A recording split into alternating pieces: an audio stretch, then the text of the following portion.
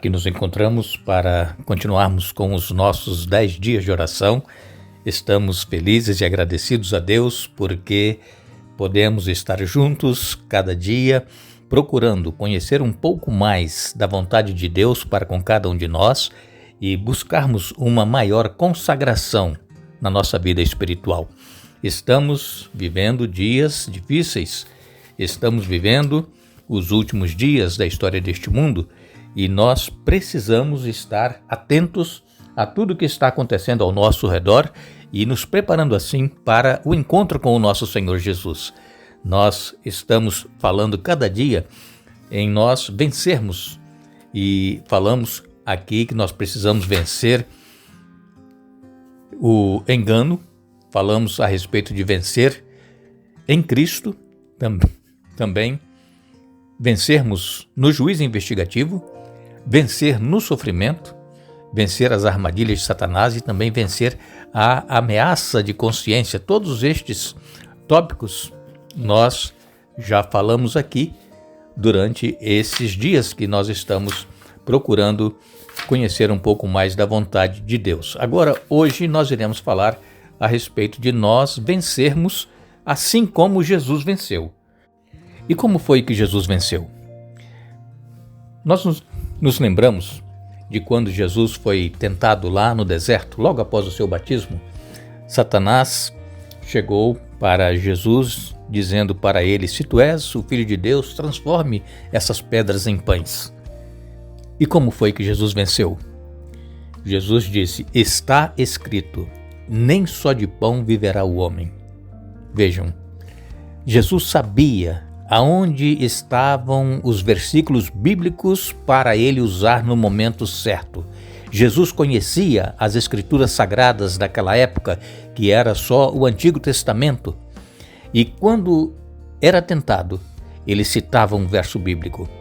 Também, na segunda tentação, Jesus usa mais uma vez uma passagem bíblica, na terceira tentação, e assim Jesus venceu.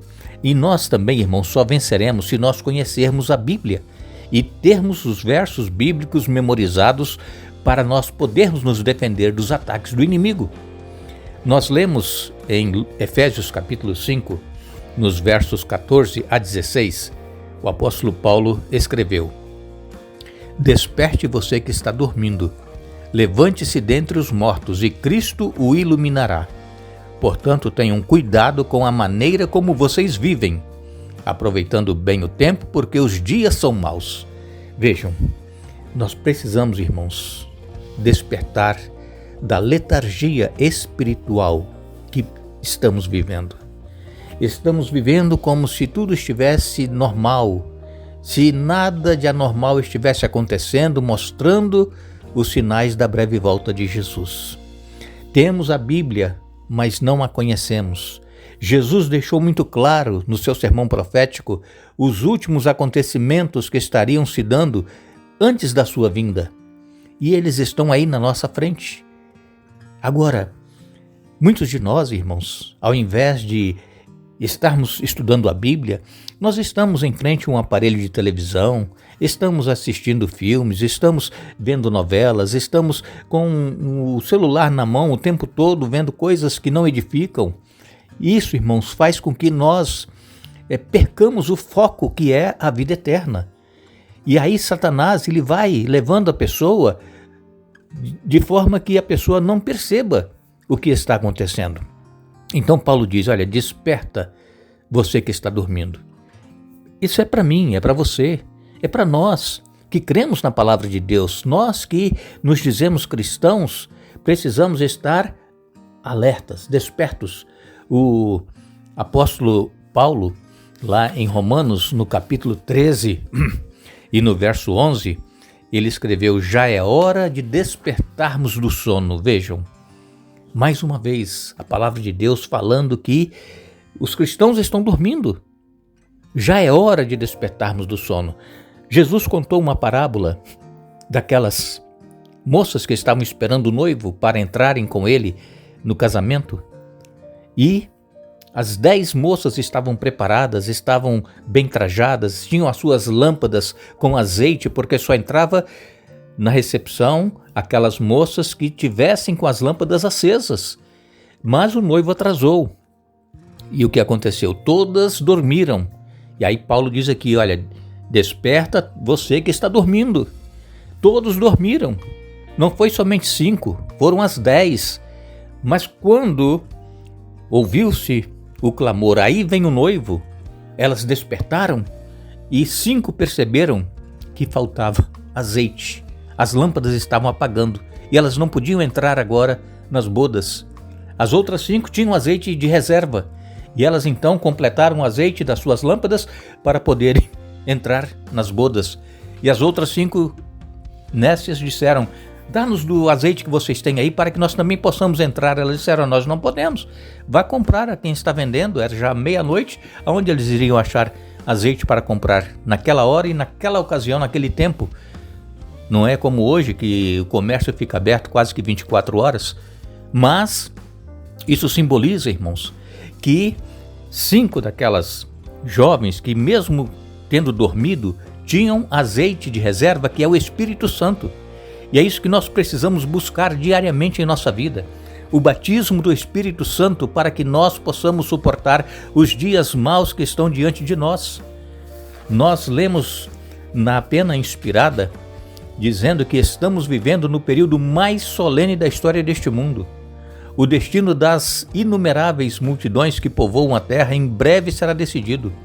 Tanto nossa felicidade futura quanto a salvação de outras pessoas dependem do caminho que estamos seguindo. Precisamos ser guiados pelo Espírito da verdade. Todo seguidor de Cristo deve perguntar fervorosamente, Senhor, o que queres que eu faça? Nós lemos também, em nosso tempo, há um grande afastamento das doutrinas e preceitos bíblicos e há necessidade de um retorno ao grande princípio protestante, a Bíblia e apenas a Bíblia como regra de fé e prática. Satanás ainda está trabalhando com todos os meios possíveis à sua disposição para destruir a liberdade religiosa. E o mesmo poder anticristão que os protestantes de Espira rejeitaram está hoje com um renovado vigor, procurando restabelecer sua supremacia perdida. Então, irmãos, precisamos nos voltar para a palavra de Deus. Assim como quando começou a reforma, por volta do século XV, Lutero, Calvino e tantos outros que defenderam a palavra de Deus, eles voltaram para a Bíblia, como nós falamos no nosso primeiro tema dessa semana dos 10 dias de oração.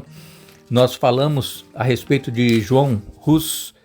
Ele foi levado para morrer queimado, foi amarrado num poste porque ele estava defendendo a Bíblia.